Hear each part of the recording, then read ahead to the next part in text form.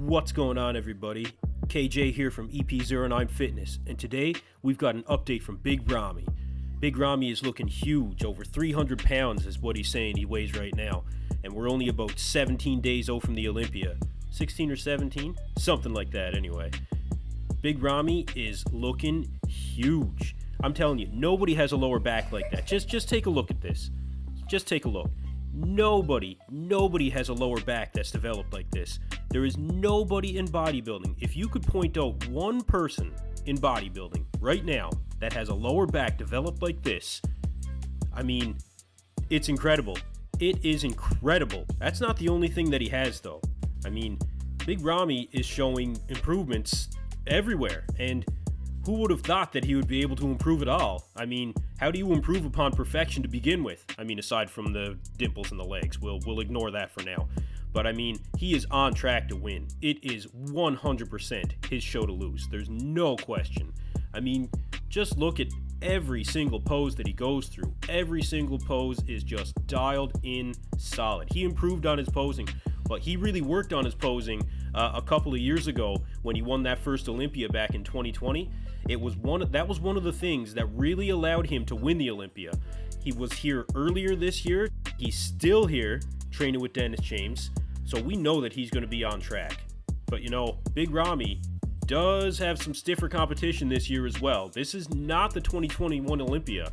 He's got some stiff competition that's coming up.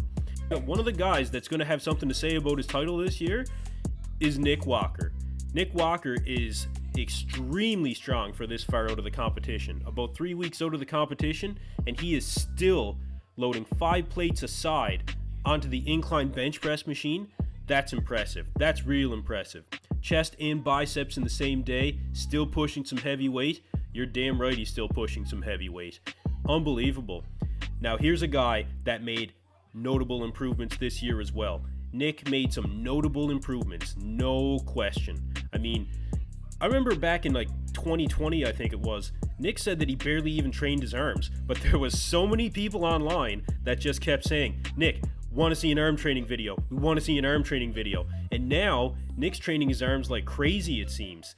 Now, a lot of people were saying online that that was going to throw his physique out of balance, that his arms were going to get too big, as if that's ever been a problem. You think Rolly Winkler was ever concerned with his arms being too big? I don't think so. And neither is Nick Walker. Give the people what they want. It's not throwing off his physique whatsoever. His arms are not overpowering any part of his body. Nick is on point. Nick's in my top 3 this year.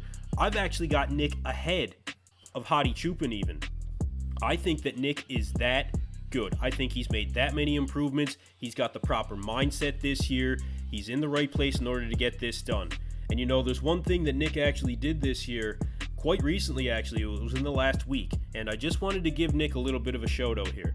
Congrats, Nick. I know that you and your new partner there, I apologize, I don't know her name, just bought this new house. It seems like you're in a good place, and I think that's going to put you on track to be a contender this year for the title.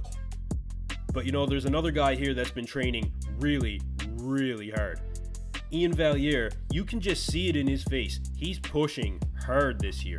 He knows he needs to improve upon that placement when it came to his top 7 finish from the last 2 years, and he doesn't want to slip. And if he is going to slip, this is the year where it's going to happen. Iain is training hard. Just look at the intensity in his face.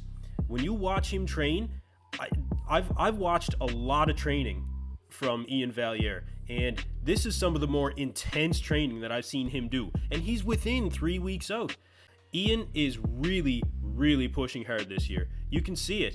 He's not slowed down at all. It seems like his intensity has just gone up the further that he gets into prep.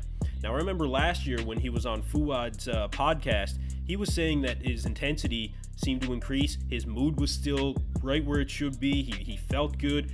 He said that everything was clicking right along, and it seems like that's even stepped up this year, you know? He is really, really looking good. Even in the t-shirt. I mean, now this is it here. Look at the vascularity. Look at the vascularity in the forearms. The vascularity in the forearms is insane.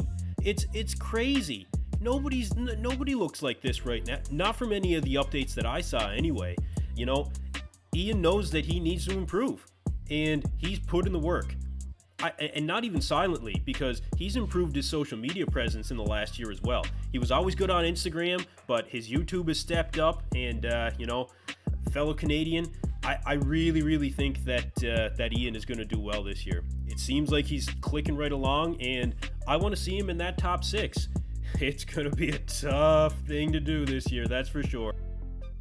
Now, Hunter Labrada. Look, I'm going to get a lot of hate for this, I think. I don't like Hunter Labrada's physique. I don't think he deserved 4th last year. I think 4th was a gift. I think he should have probably been more like 8th, honestly. I mean, everybody says he's got great flow and great symmetry.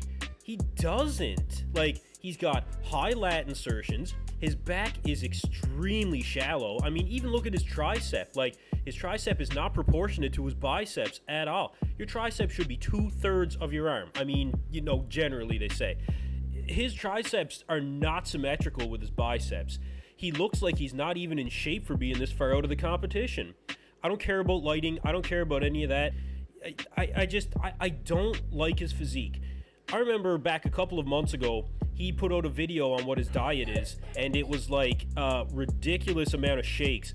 5 out of 6 meals a day, I think he said his shakes were. Like, you can't have that many shakes and expect to win the Olympia. It just doesn't work that way. You gotta have real food. It clearly, I think anyway, in my opinion, I think it's affected his physique.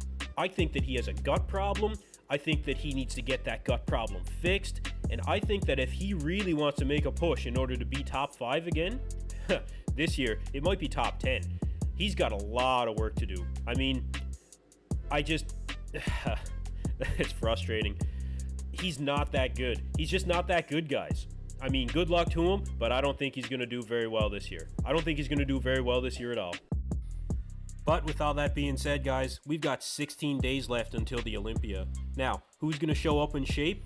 Who's going to show up out of shape? Well, that's anybody's guess. But that's what makes it exciting this year, is that is what it's going to come down to.